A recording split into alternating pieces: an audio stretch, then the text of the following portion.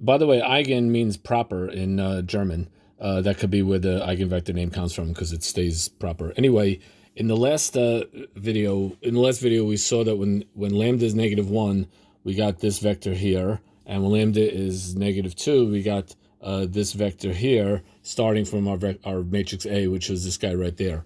So that means that A times T 41, because T41 could be a vector, depending, T could be anything.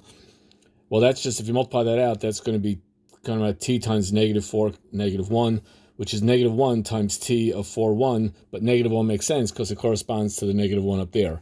And over here, if I do the same multiplication, I get, when lambda is -2, so I get 3,1 multiplied by my original A, and I get T times -6, -2, which is -2 times T31, which was the original vector that I put in there, and that corresponds again to lambda equals -2. So I just want to show you how it all works out.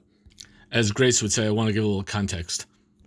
Now I want to look at another problem where the matrix A is this guy right here, and I want to find all the eigenvectors, eigenvalues, eigenspaces, eigenchihuahuas, the whole thing.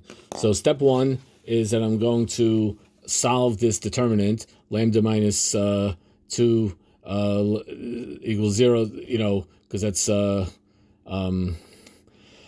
and then when you do that, the determinant is just lambda minus 2 to the third power equals 0, so lambda equals 2. So there's only one eigenvalue.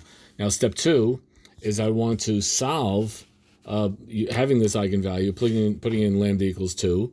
I want to solve this equation.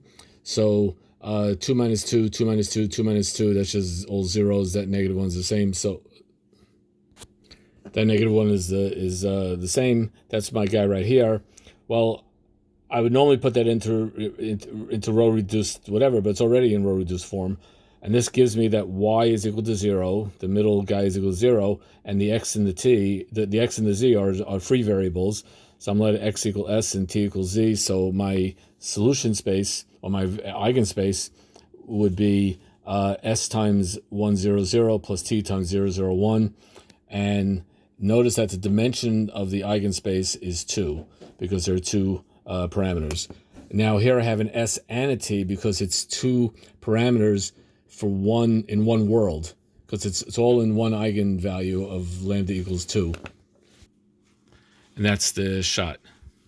I want to continue on to another awesome theorem, that if A is an n by n triangular matrix, then its eigenvalues are just the main diagonal entries. So in this example right here, this is triangular because I have all zeros down here. So the eigenvalues are just 1, 7, 10, 0, and 17, which I have them right here. I was just able to go right down that main diagonal because I got all zeros. So this is a triangular matrix. And that is a theorem, and that works. Yay.